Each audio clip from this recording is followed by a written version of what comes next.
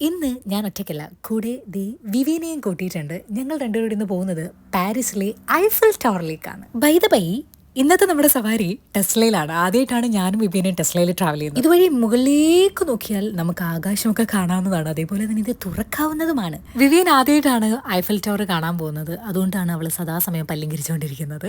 ഈ കാണുന്നതാണ് ആർക്ക് the triumph. ഒന്നാം ലോക മഹായുദ്ധത്തിൽ വീരമൃത്യു വരിച്ച ഒരു അജ്ഞാത സൈനികനെ ഈ ആർക്കിനടിയിൽ സംസ്കരിച്ചിട്ടുണ്ടത്രേ. ഇതുകൊണ്ടാണ് എനിക്ക് ഹിസ്റ്ററി ഒന്നും ഇഷ്ടമല്ലാത്തത്. നമുക്ക് ടെസ്ലയിലേക്ക് തിരിച്ചു വരാം. ടെസ്ലയുടെ കണ്ണുവെട്ടിക്കാൻ പറ്റുമോ സക്കീർ ബായിക്ക്? പറ്റില്ല.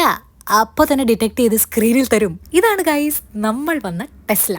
അങ്ങനെ നമ്മൾ നടന്ന് ഐഫൽ ടവറിനടിയിലെത്തി. പ്രത്യേകിച്ച് വേറെ പണിയൊന്നും ഇല്ലാത്തതുകൊണ്ട് ഞാനും വിവിനും ഇങ്ങനെ തേരാ പാര നടക്കുകയായിരുന്നു. അപ്പോഴാണ് ഈ പടം വരയ്ക്കുന്ന ചേട്ടനെ കണ്ടുപിട്ടിയത്. എനിക്ക് പിന്നെ പണ്ടേ പടം വരയ്ക്കാനുള്ള കഴിവില്ലാത്തതുകൊണ്ട് അപ്പൊ തന്നെ ഇവിടുന്ന് സ്ഥലം വിട്ടു. ഇനി ആരും ഐഫൽ ടവർ കണ്ടില്ല എന്നൊന്നും പറഞ്ഞേക്കരുത്.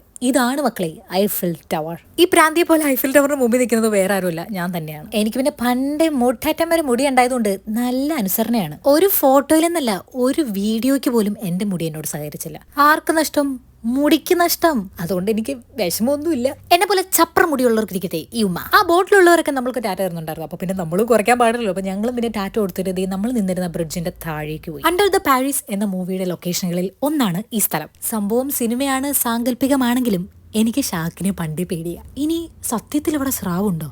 എവിടുന്ന്? ചുമ്മാ ഓരോ സിനിമ കണ്ടിട്ട് ഇറങ്ങിക്കോളും. ദേ നോക്കൂ, അവിടെ ഒരു സേവ് ദ ഡേറ്റ് ഫോട്ടോഷൂട്ട്. എനിക്ക് ഇവരോട് അസൂയുണ്ടെന്ന് നിങ്ങൾക്ക് ആർക്കെങ്കിലും തോന്നുന്നുണ്ടെങ്കിൽ അത് തികച്ചും സാങ്കല്പികം മാത്രം. അധിക നേരം അവിടെ നിന്ന വിവിയന് സങ്കടമായാലോ എന്ന് വിചാരിച്ച് പിന്നെ ഞങ്ങൾ ലൊക്കേഷൻ മാറ്റി പിടിച്ചു. അതെന്തായാലും നന്നായിരുന്നു പിന്നെ എനിക്ക് തോന്നി. പിന്നെ ഞങ്ങൾ നേരെ പോയത് അത്യാവശ്യം ഫേമസ് ആയിട്ടുള്ള കാരറ്റ് കഫേയിലേക്കാണ്. അവിടെ ഫേമസ് ആയിട്ടുള്ള ഹോട്ട് ചോക്ലേറ്റും പിന്നെ ക്രേപ്സുമാണ് ഞാൻ ഓർഡർ ചെയ്തത്. അവിടുത്തെ ഫേമസ് ആയിട്ടുള്ള ഉള്ളി സൂപ്പ്, അതായത് ഓണിയൻ സൂപ്പാണ് വിവിയൻ ഓർഡർ ചെയ്തത്.